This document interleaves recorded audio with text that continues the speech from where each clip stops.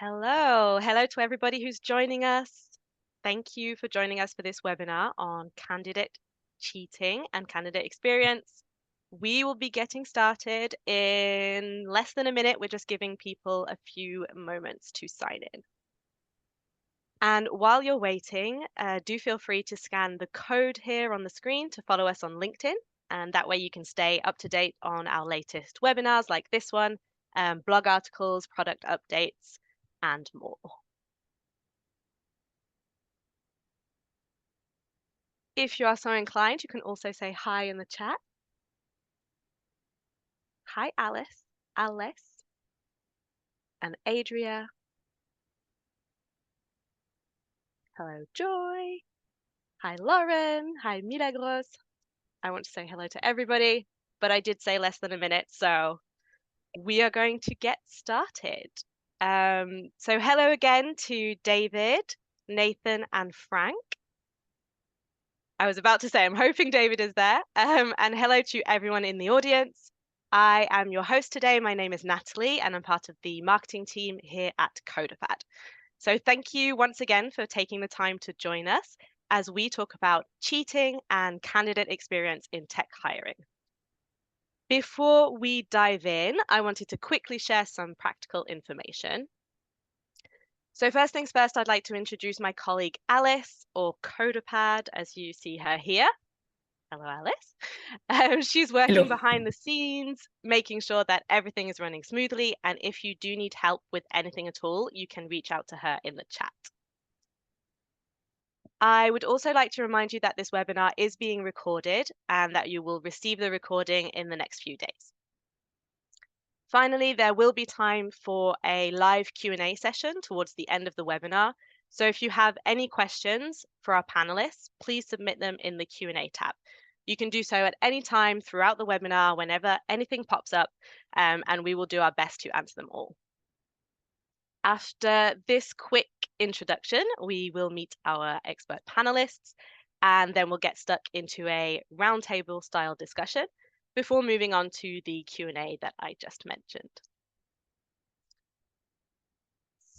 So I am joined today by David Marr, Nathan Sutter, and Frank Hauben. Panel, do you think you could tell us a little bit about yourselves? How about we start with David, and then Nathan, and then Frank? Hello, I am based in the greater Chicago area. I've been in the talent acquisition space for 21 years and focus mostly on technical positions, and happy to be here. Very happy to have you. All right, my name is Nathan Sutter. I'm based in Los Angeles. I'm a back-end engineer by trade, gone into management. I've been building software and now building teams at pretty much every scale of company you can imagine, all the way from a couple of people in a hyper-growth startup to mega enterprise teams of 200 plus people for the last over 10 years at this point. So very happy to be talking about this and anxious to get going. Frank? Hi, everyone. Frank, live in the San Francisco Bay Area. I lead CoderPad's product team. I love spending time with our users, and honestly, I do spend a lot of time thinking about questions like we have in front of us today. How do we balance this great candidate experience? And also, of course, how do we make sure we have a good integrity in our process? And so I think, and then of course, bringing that back in, how do we provide a product that allows you to do so? And so, yeah, this is very top of mind and continues to be top of mind for me. Thank you. So now that we are all acquainted, let's get straight to it. And I actually wanted to start with a pretty general question about candidate experience. I wanted to ask our panel to share one thing that you think has a really positive impact on candidate experience in general. I don't know who wants to go first. I'm happy to. I think the thing that has been most successful for me in the past is wherever you are in the stage of top of funnel, just getting to meet a person all the way down to doing an in-person interview. the more context you can add for the person that is going to be on the interview, and more information you can give them about both the position that they're applying for and applying into, the team that they would be joining, and the more heads up you can give them on the types of questions you're going to be asking them, the better. Just gives a sort of levels the playing field, make sure there's no surprises, and just giving them the space to be as prepared as possible for the gauntlet that they're going to be going through in your interview process. Thank you. David? I would say communication and consistency and transparency are very important. And also make sure that candidates are responded to and their questions are addressed promptly, or as promptly as possible. Mm-hmm. Absolutely. And I would say consistency is also something that there's something I would want to highlight. It just like reminded me very, very quickly of a process that I've been through where I was talking to multiple people and they weren't quite giving me the same information. So obviously that was very confusing. So absolutely, I agree with that. Frank? Yeah, I think the thing that comes to mind for me with good candidate experience is a bit of personalization. And what I mean by that is not a very bespoke process. I think too often we think about this spectrum of personalization on one end and standardization on the other. And I guess what I'm not talking about is a non-standard process, but there are ways of having a standard process, but also through this communication that David mentioned, also just not making it feel like you are just one cog in a large machine. There's a bit of making the process relevant. And part of that is just explaining the intent behind the thought process that went into this whole interview. Mm-hmm. The human element or human touch. Right. And for developers specifically, since that is the topic today is specifically for tech hiring, what would you say are the top expectations? Can you talk us through, maybe some of developers' top expectations in a hiring process? Maybe Nathan. Yeah, maybe I'll start with one that's a little bit less obvious and probably learned through failing personally on these. Really good developers. Yeah, no, couldn't be. Really good developers are going to be in process with a whole bunch of different companies, right? And the thing, just looking at it from a hiring committee perspective, getting information to them really quickly after all phases of the interview, and really turning that around quickly, is very important for the candidate, and it's very important for them to keep you top of mind when they're going through 3, 4, 5 different other interview phases. You want to stand out as a group that, like David said, is clear and transparent about what is going on, but also is very, very timely, right? The most frustrating thing as a candidate, and I've both been guilty of this and experienced this, is having to pull information out of your hiring teams. Like, hey, I haven't heard from you guys in a couple of days. What's going on? When you're competing for really, really good talent, that is the last position you want to put yourself in, specifically because it's so easy to remedy, right? Even if it's like hey, no updates for you right now, I'll get back to you tomorrow and come with something, if the team hasn't met or hasn't made a decision. I think that's extraordinarily important from a candidate perspective. Absolutely. David, I know you've hired your fair share of tech talent over the years. What would you say are some of the main expectations, or what could make a company stand out? Well, what can make a company stand out, I think, is, as has been stated so far by the panelists, consistency and setting expectations and having a timely, streamlined process that doesn't take very long, because top talent, as has been indicated, is interviewing with multiple companies at a time. So you really have to design a process, I think, where people can self-select to opt in or opt out if they embrace or resonates with what the company values and culture, but also the nature of the team, who the management, who their leaders is, who the leaders are, who the management, who their manager is, who their team members are, kind of giving them a chance to meet the team, again, in the latter stages, I think is important to be able to keep them interested and get them to where they need to be. Mm-hmm. Yeah, I think that's really the sort of option to opt in or to opt out. I feel like that's a very it can be tempting to kind of want to attract as many candidates as possible. I don't think that's what you need to do. I think you need to be able to be honest about the challenges, about the logistics, like to be able to share as much information up front so that people can, yeah, like you say, opt in or opt out.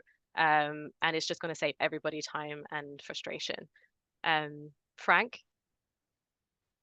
Yeah, one of the things that I think lends to this better candidate experience for developers, and that honestly we see that I hear a lot in engaging across the market right now, is really about making the process as relevant and realistic as possible. Mm-hmm. I think we're coming from an age, if we turn the clock back, where developers would get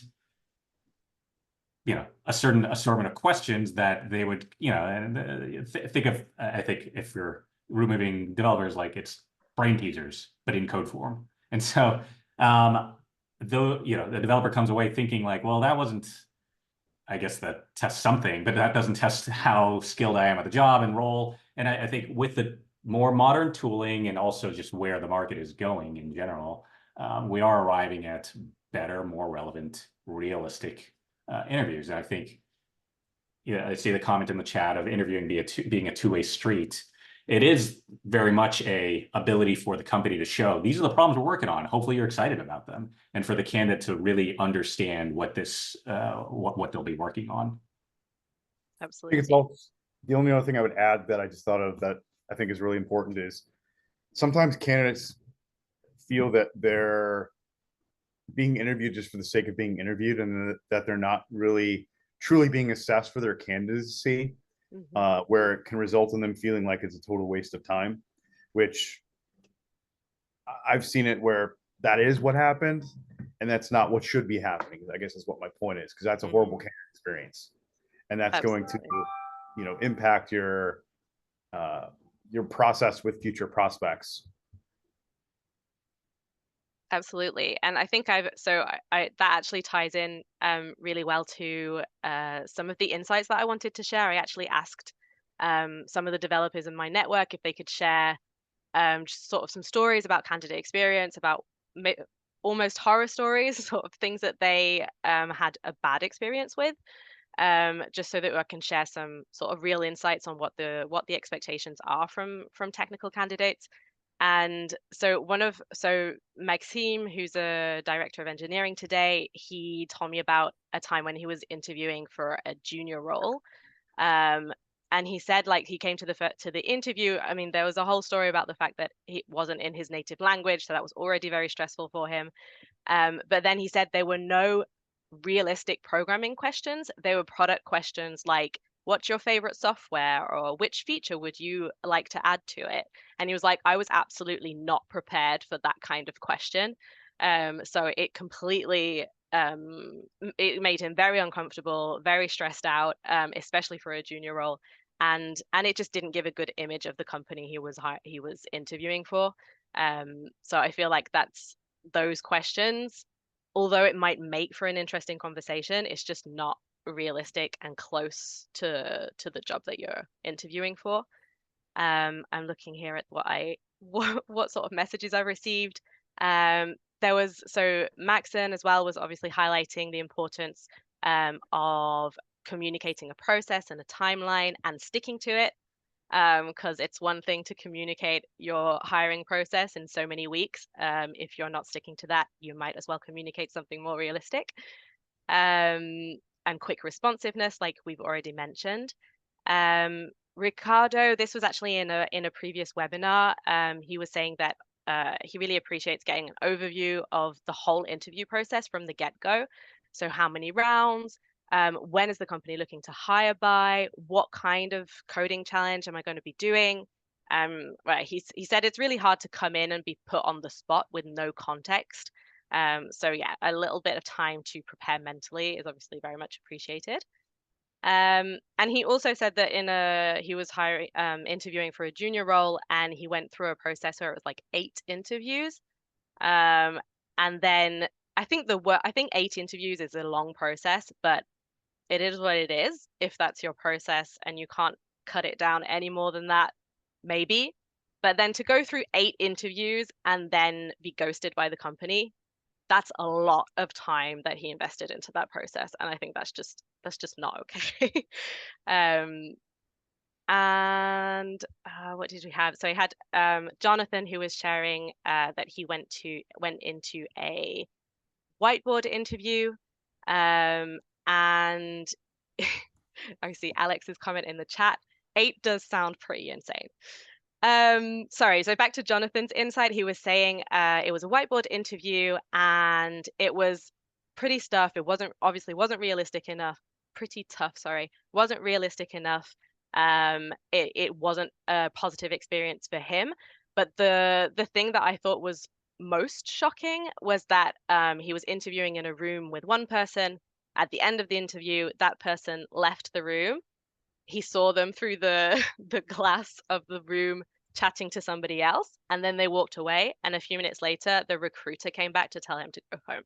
So I feel like that's just not okay. I think feedback, whether it's positive or negative, is just very much appreciated. I could go on, but I think we're going to get back. I agree with Ed. I think that is incredibly dehumanizing. You always have to remember that the candidates you interact with are potential future customers or current customers. Or ambassadors, or like, or could recommend like somebody else to interview or to send their application to your company. And obviously, if this is the type of experience, then that's not going to happen. And there was one more, a developer who was warning against sort of all-in-one roles. So this is was right from the job description, which is already part of the experience for candidates. And he was saying, for me, this is like a major red flag.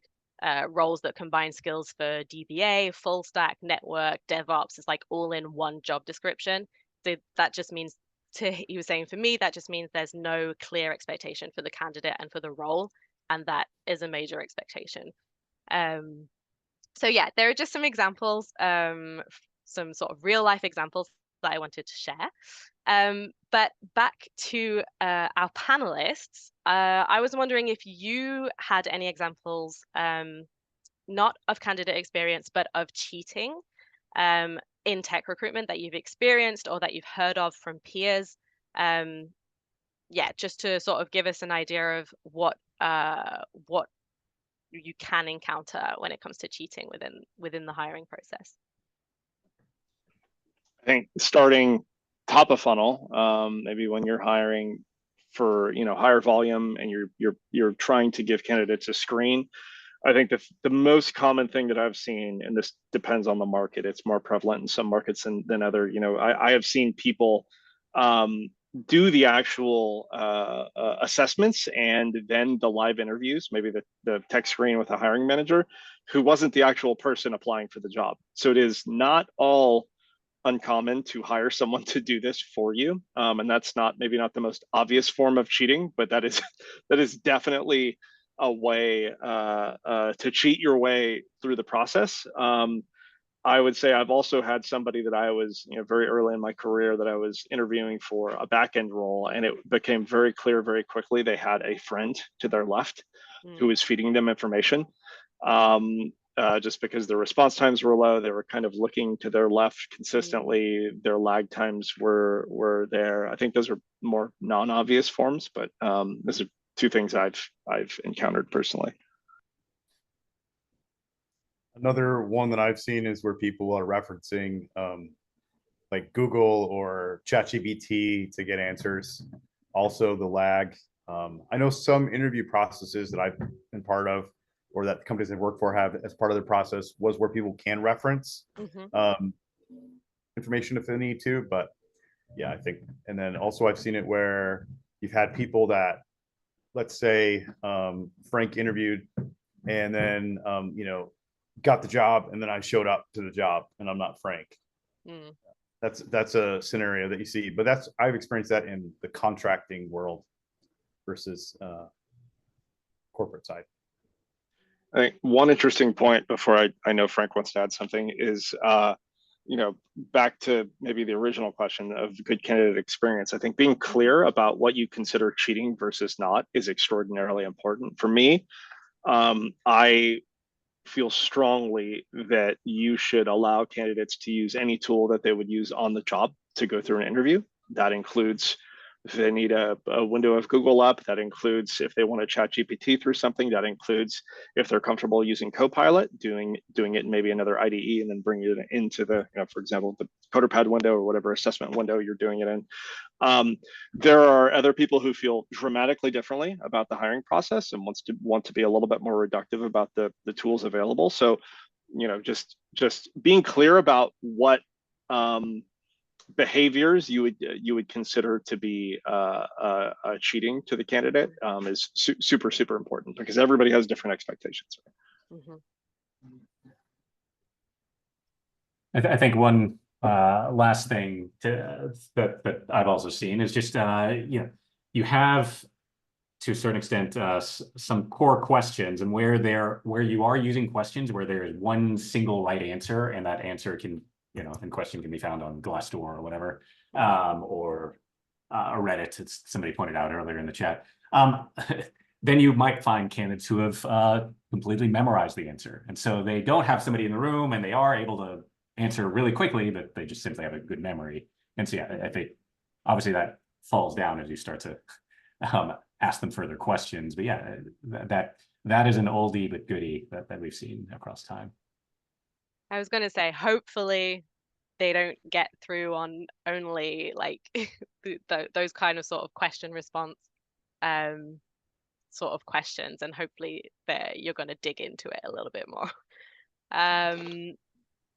Just want to add one point. I think there's an interesting comment in the chat, maybe on that, Natalie. I think, Hassan, you responded, then you won't interview them, you'll be interviewing ChatGPT. Yes, if you take their answers, they copy and paste in verbatim, sure, you'll be interviewing ChatGPT. But I think the assumption here is that if they're going to be using an assistive tool to give them information, or use it as oh, hey, I don't remember how to do this thing with this library that I need to do for this interview.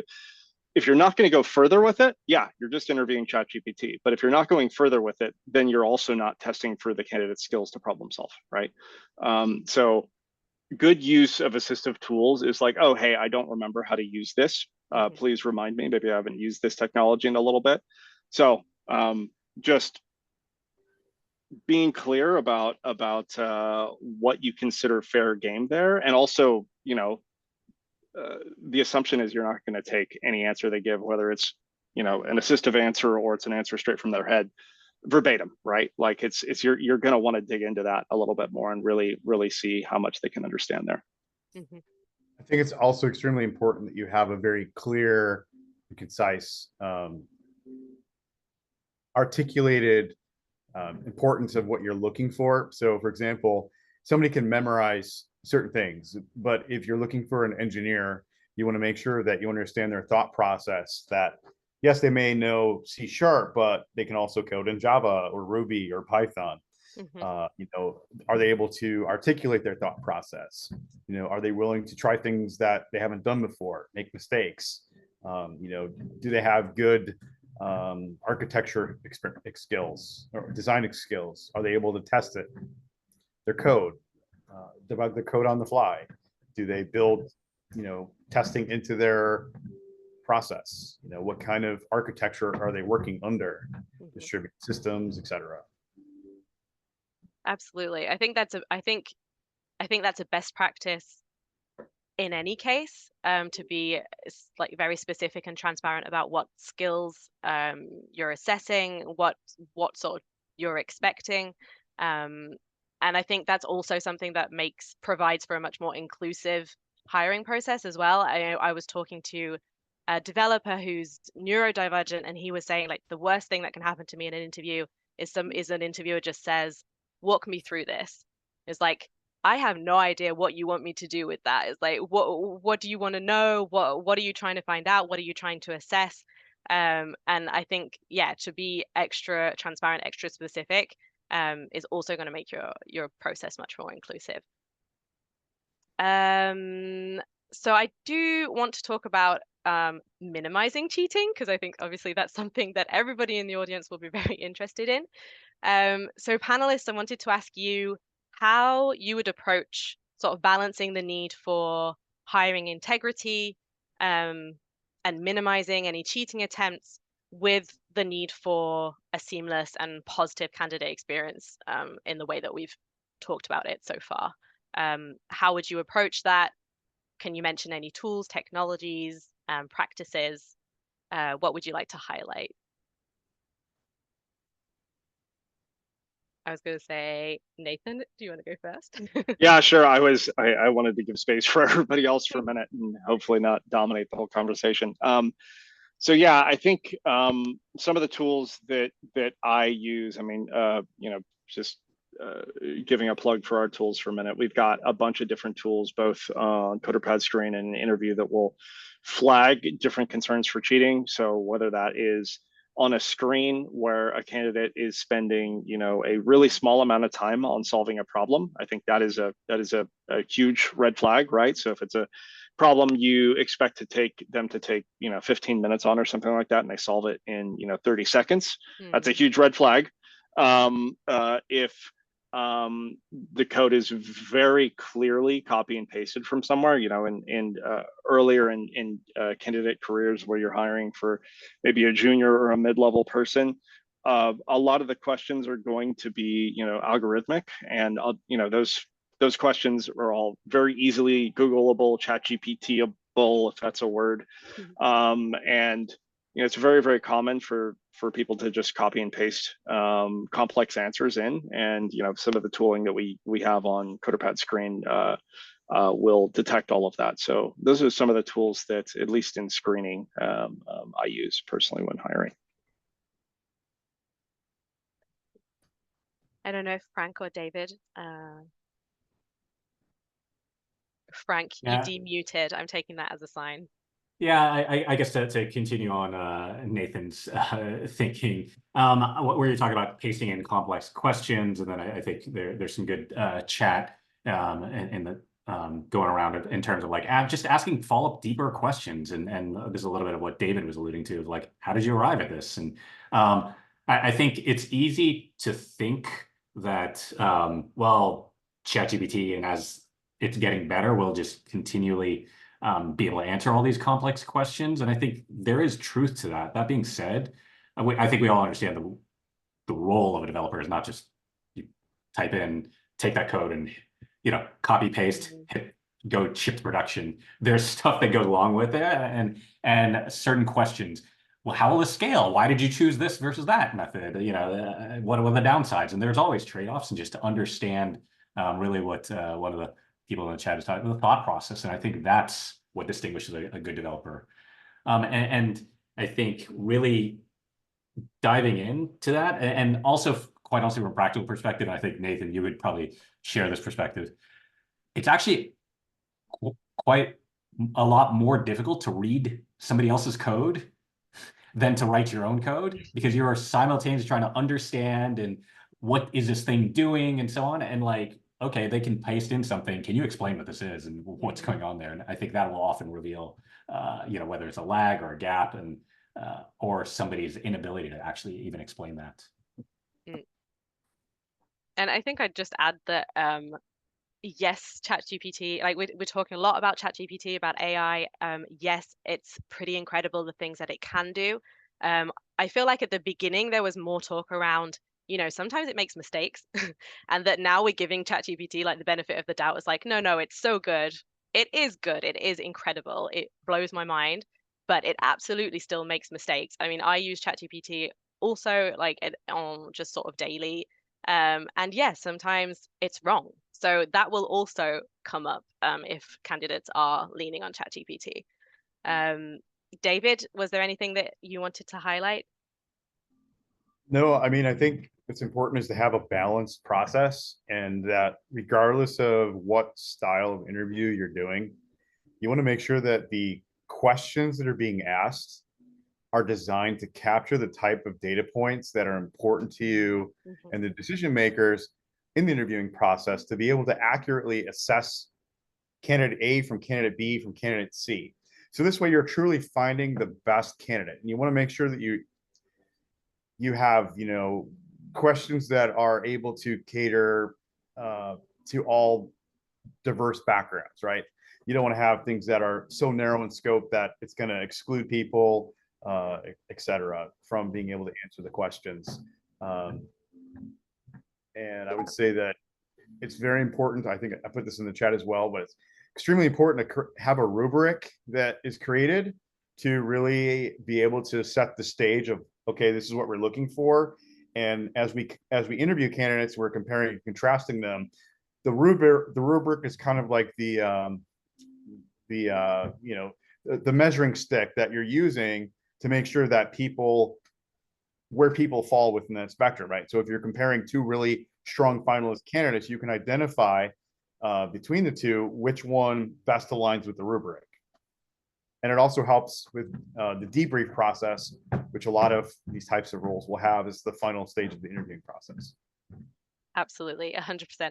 I smiled because I was about to say, actually, David, I think I saw you mention a rubric in the chat, and then obviously you did. But yes, I am very much aligned. I think if you need to know upfront before going into any interviews what you're looking to assess, what good, bad, great looks like, and that's going to make it much easier to compare apples to apples and be fair and objective within your hiring process. I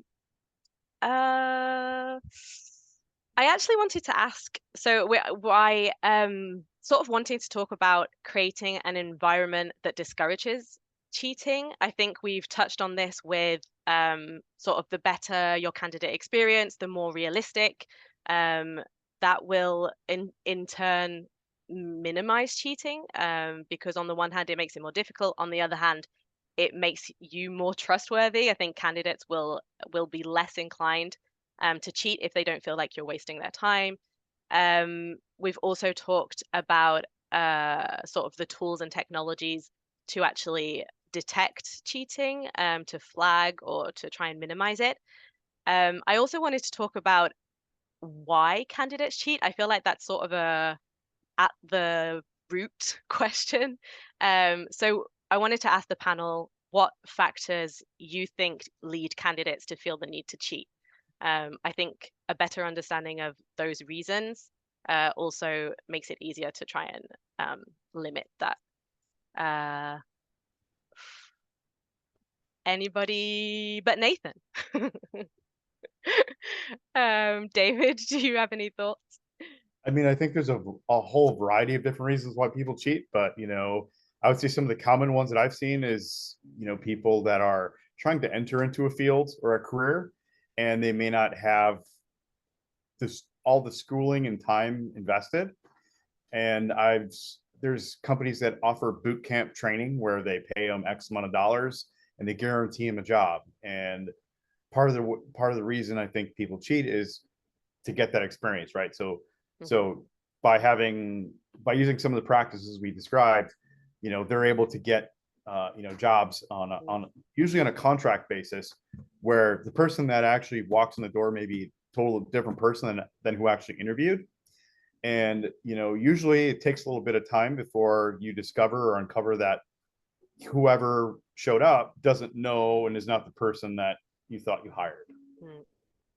So I think part of is getting the experience, and it could also be, people need a job, and if they're having bad experiences or bad luck interviewing, maybe desperation might be a term that accurately also describes.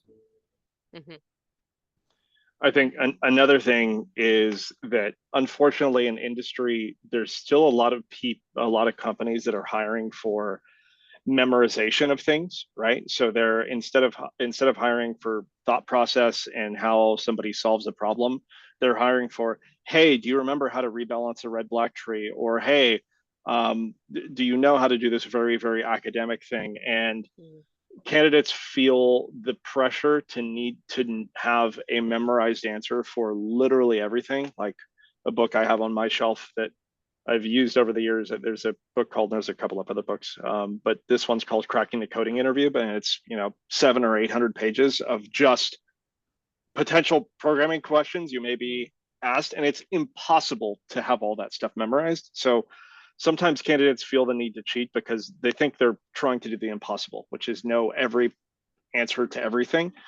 To be honest, and this is sad, a lot of companies still hire for, have you memorized this particular thing, rather than let me pose a business specific question to you and see how you would solve this problem, right? There's also a lot of great ideas. One of my friends wrote a book. His name is Brian Fink.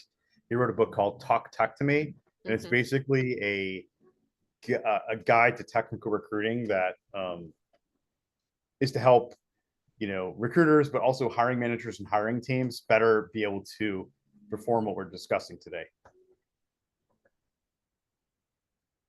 And I think Frank, I'm just going to share some of the answers that were in the chat.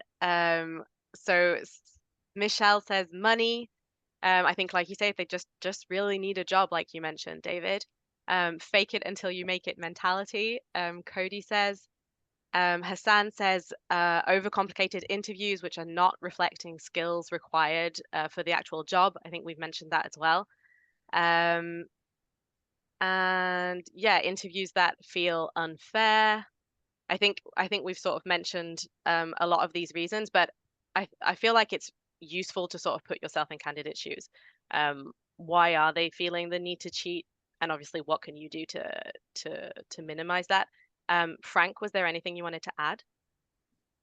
No, I think that commentary kind of encapsulates anything that I would have to add. It's a lot of this either, it's rooted in this unrealistic interview or unrealistic, like not relevant interview material, and a little bit of what Nathan was talking about, like, well, it's either impossible because I have to memorize all these things, or I think on the other side, having gone through this myself, there are times, where you wonder, like, why am I doing this? This is just, for lack of a better term, dumb. And like, if you don't see any value in it, then you're also quite honestly more likely like, okay, well, I'll get past this. Maybe I'll cheat just so I can get to the real thing or whatever it is. And so I think there's a little bit of, going back to interviewing is a two-way street. Good candidates are assessing you as a company as well. And how do you keep that in mind? Yeah, absolutely. And I think market conditions, I think obviously there's a lot of talk about AI and how that might be increasing cheating.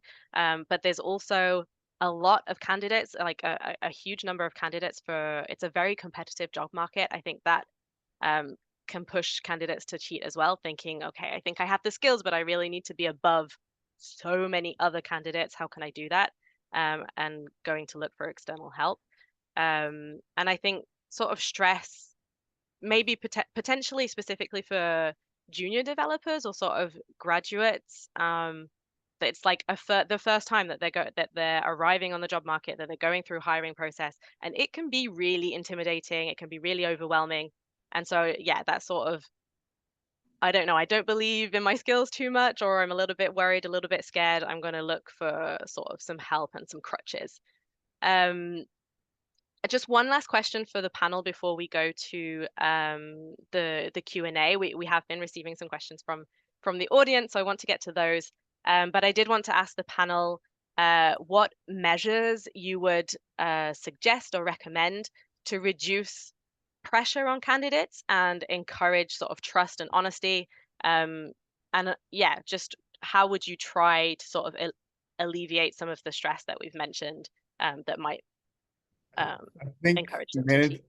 I think managing and setting up proper expectations is important. So if you can explain to the candidate what they're going to be going through before you actually start the interview, the time frame they're going to have to work with, that they're going to have adequate time built into each of the questions so they can formulate their thought process and be able to, answer the questions accordingly. I think it's important. And then, you know, allowing them to let them know, hey, putting them at ease as the interviewer. I think whoever's doing the interviews should, you know, to go through some sort of training where they can help add to this, as opposed to thinking that you're basically just trying to, you know, set them up and knock them down during the interview. That's not what the interview is about. It's about assessing their skills against what's important in the role. So managing that and doing it articulately and with the human element or human touch, I think is the best answer to what you asked. Absolutely. And I think really stressing that you're, and hopefully, I'm assuming that, you know, your hiring process, you're bought into the idea of testing for problem solving skills rather than memorization, and really stressing to them that, like, look, there's a lot of questions that we could ask you. There's probably a lot out there in the market that you feel like there's great expectations. Being clear with them about, like, hey, we're going to be testing your problem solving skills and not things, you know, for you to memorize and throw out onto a page or throw out something scripted. I think just being clear with them, it's like, look, this is about problem solving, and this is about us trying you out as a potential developer on the team, rather than, you know, hey, just memorize a bunch of stuff and show up with a bunch of canned memorized things.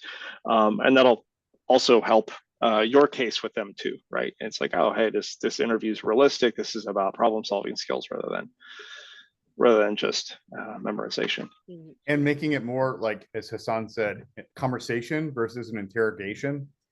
And I think building some level of flexibility into it as well is important. So, for example, if you're posing a question and, you know, developers know multiple languages, you know, instead of forcing them to use, you know, Python, allow them to use the language they think best solves the easiest to get to the solution of what you're trying to do, right, during the interview. Absolutely. And I'm smiling because I know CoderPad has language agnostic questions. And so, yes, absolutely, I agree with that. Pseudocode, exactly. I do want to head to the questions we've been receiving from the audience. Thank you so much for sending them all in. So I have a question from Yannick. He asks, so it's a question about how to react when you do encounter cheating. So he asks, how can we maintain professionalism and show importance to candidate experience when we find out that a candidate has cheated? And what if the same candidate cheats multiple times? What would be your recommendations there?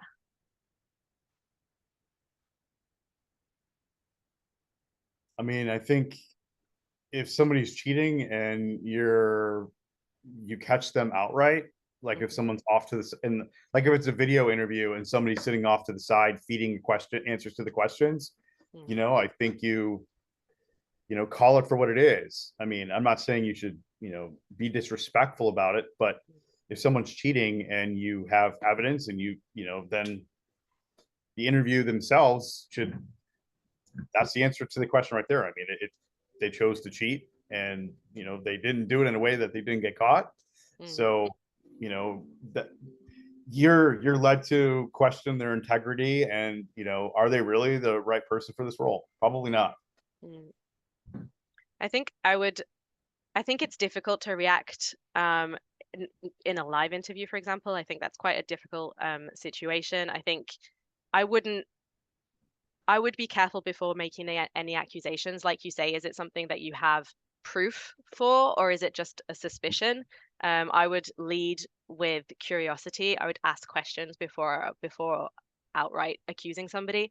And I think I would also recommend sort of preparing a talk track, just something that you can fall back on when you're a little bit uncomfortable and you're like, actually, I think this person is cheating. At least you have sort of a spiel, you know what to say, and you're going to be comfortable that you're not going to say anything out of line, and remain professional. Yeah, I would recommend having like a template email maybe, and like a template, what do I say in a face-to-face and working with your conversation. company's legal department and whatever you need to handle those situations. But definitely you want to at least gather the data if you have evidence of that or suggestive of it. But yeah, you don't want to hit them over the head with it during the live interview. I would agree with that. There's also some questions about AI, ChatGPT. So there's a question with the new technologies like ChatGPT, how can you avoid candidates cheating during an interview? Do you consider that the interview process should change? Or what do you consider should change in the interview process? I think you just need to let the candidate know up front whether or not you allow ChatGPT to be utilized, and if you do, what are the prompts they used? You know, and knowing that it's a reference tool, not the answer, not the final answer, because they have to be able to elaborate on what it, right? So even if they use it to generate some basic code or logic to get them started, they should be able to take that code then and, you know, utilize it further. That's, of course, if you allow that into your interviewing process. And I think if you do allow ChatGPT within your interview process, and I mean, here at CoderPad, we suggest that you do. I think having CoderPad interview, for example, has a ChatGPT integration. And it just means that everything is sort of visible and out in the open, and you're not wondering what prompt did they use, what is ChatGPT, what is them, the candidate. The candidate is also not thinking, is this okay? Is this not okay? Everything's out in the open. Everything's visible both to candidate and to interviewer. And I feel like that will also sort of alleviate some of the, is it cheating? Is it not cheating? Is it secret? Is it not secret? So I think that can help.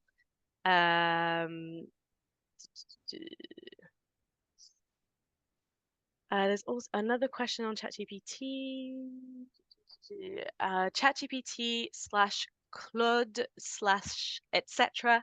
Are not free, and you'll have to give your prompt away, which makes a whole lot of sense when it comes to the cloud services. What is your opinion about the use of offline LLMs, even during the interview, as they should be able to use it when they get hired? So I think we've touched on this, I think, about sort of tools that you use on the job. Nathan, Frank, did you want to take this one? Yeah, I mean, I'll just restate this in maybe a little bit of a different way. Like if you're interviewing a mechanic, right, and you're going to test them to see whether they can, you know, do something like with a socket wrench, for example, you wouldn't say, yeah, just don't do this with a socket wrench, right? Just do it with your hands or something like this, right? So I think it's, and like, look, we've been writing code for a long time, and there's been assistive technology for forever. Everything in an IDE that is modern is assistive technology. You may not think about it that way, but it definitely is. Like tooltips, autocomplete, that's all assistive technology. So from my perspective, this is just a slightly different tool that's assistive. And so being open with candidates about like, hey, this is a tool we may expect you to use on the job, if that's your perspective. But, you know, going back to what David said, you know, 90% of this interview is not going to be about like, hey, what can you produce from your mind or from assistive tooling? It's going to be about digging into the problem and actually solving this together. I think stressing that goes a long way. So, I mean, yeah, my point of view is, yeah, use anything under the sun, because we're going to be spending most of our time talking through problem solving and talking about how you solve this problem rather than, you know, rote memorization or copying and pasting something from whatever assistive tool you use. Yeah. I also have a question on fake resumes. I feel like this is often something that we sort of miss in what we talk about as cheating during the hiring process. But yes, very much so, lying on your CV, that can be considered as cheating. I think I would consider that as cheating. But so the question is, how do you identify fake resumes which are created by AI? I would just say, I think that lying on your CV your resume is cheating. I think that using AI to create a CV, I would say that that's not necessarily cheating. I'm not sure what this person means by fake resumes. I don't know David, what's your interpretation of fake resumes? There are fake resumes out there where sometimes it could be like a test that's being ran by an organization where they're trying to gather data to assess, bias perhaps in an interviewing process.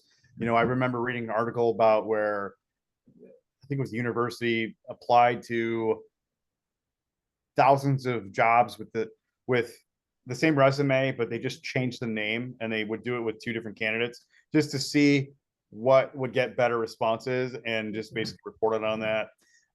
Also, it's some of those boot camps that I was talking about that people can buy into. They generate a resume to solicit, interest in the person's background. And yes, those resumes are bogus. I remember when I did agency recruiting, it was very common to have a different resume for the same person using totally different skills that was contrary to the skills that person had just worked for you on, and they would give you a totally different resume tailored to it. So they do a lot of that just to capture, basically it's a bait to pull in recruiters. And how would you identify those? Sometimes you can until you approach them like they're a regular candidate. But a good indication is if you reach out to someone, by the name on the resume, and you hear back from somebody else randomly shortly thereafter, it's probably a fake profile. And it's usually more common with like consulting firms. So like, for example, it'll say the consultant's name, and then you'll hear from somebody that's basically the recruiter that places that candidate. So oh man, people are out there to be sneaky sometimes. I am looking through the questions, see what else we have time for. We are very near the end. Okay, so there's a question about recording interviews. What is your position on interview recording for QA purposes? And I'm guessing also for going back to try and identify any suspicious activity. What would be your take on that? Maybe Frank? Yeah, I think we're in a world where we're generally moving towards this is more of the norm. And I think I guess in general, we're for it, but with some caveats. And I think it's really important that ahead of time, you're preparing the candidate, make sure they are aware of this potential possibility and even how you plan to use this content, and that they agree and are willing. I mean, it's one thing to ask them in a hopefully safer environment in this side conversation that they're having with a recruiter ahead of time versus you're on the call in the middle of an interview. Hey, we're about to start recording. Are you okay with that? I mean, quite honestly, the power dynamic, people are much more likely to be like, okay, yes, they're much less willing to or feel empowered to say no. And so there's certainly even how you present this and how you ask. I do believe that recording is good for the organization where it's QA, it's allowing you as, running this standardized process. Are we even asking the same questions? It's just something so simple as that.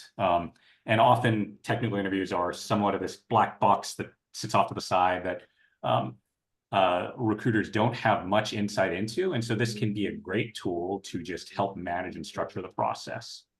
Like on our part, we have, for example, a transcription feature, which we're trying to balance that recording where you are able to get some of the insights of what questions are being asked and QA purposes and who's taking up airtime or so on. Are you allowing room and are you having follow-up questions without potentially the additional stress of a full screen recording? And so that's, I guess, from us as CoderPad and what we've built into the product, our attempt to kind of navigate through or thread that needle, if you will. I think maybe have time for one more. So there's a question on not wasting hiring managers' time. So someone for the audience is saying that they have lately talked to a lot of fake candidates. So meaning that they say they're someone, but when I speak to them, I realize I'm talking to someone in a call center, or calling a Google Voice number. How can I help minimize this so that they don't get through to hiring managers? And I can understand that frustration, and that relationship is already, it's not easy to have that balance and to have a good working relationship between TA and hiring managers. So yeah, I could understand that sort of fear of putting them through to hiring managers and creating frustration. What would be your recommendations? I'm not sure who wants to take this one. I'll take a crack at it. I mean, you're always going to have candidates who go above and beyond to try to get other people to answer questions for them. So it's not going to be completely avoidable. I would say having a solid screening process top of funnel where somebody actually goes through a screen and demonstrates the skills relevant to the role is probably the best way to minimize that. You're never going to be able to eliminate, because maybe then they just hire somebody to do the screen for them as well. So you're always going to have very active candidates who are just interested in cheating their way through the process, unfortunately. But yeah, having a really good, robust, screening top of funnel to make sure that they demonstrate their skills before they get to a hiring manager, and so you minimize that frustration when you get that sourcing, recruiting handoff to a hiring manager process. So yeah, that's what I would recommend. I'm going to squeeze maybe one more in. There was a question on how accurate testing tools like CoderPad are to surface cheating and to assess tech skills. I obviously want to say very accurate, but no, all jokes aside, I did want to say, Alice, I think you've already shared it in the chat, but if you could share the article that sort of details the different ways that CoderPad can help you surface cheating, I think that might be useful here. And if anyone, Nathan, Frank, if you wanted to add to this before we go, what would you say? Yeah, I'd say tools like a CoderPad, or somebody mentioned a couple other products, are important to surface. Sorry if there's a weird sound. My headphone just went out. This is live. So tooling is essential to measure skills. I think we are at the point where you can't measure, like, you're hiring a developer. There are measurable skills, and you shouldn't just get by with a verbal discussion. And so within that, I think as you're assessing which tool to use, I'd encourage you to actually get into and understand the detail of, can you truly enable a realistic, in-depth interview on this platform? And in doing so, you should be able to understand and actually assess their real work skills. So the skills that they're trying to apply in real life. I'd say what we try and go for is, imagine what that first week of a person's job is, or what that first project will be. I think we all have a clear idea. And how do you pull that into the interview process is ultimately what a lot of these tools try to do, and that should be your goal as well. Thank you. We are 2 minutes from time, so I am not going to ask any more questions. But thank you to everybody who's been sending questions in. If there are, I'm going to go through and see if there are any that we couldn't get to, and maybe I'll be able to get back to you via email, via a blog article, via LinkedIn. In any case, don't hesitate to reach out if you would like to continue the discussion.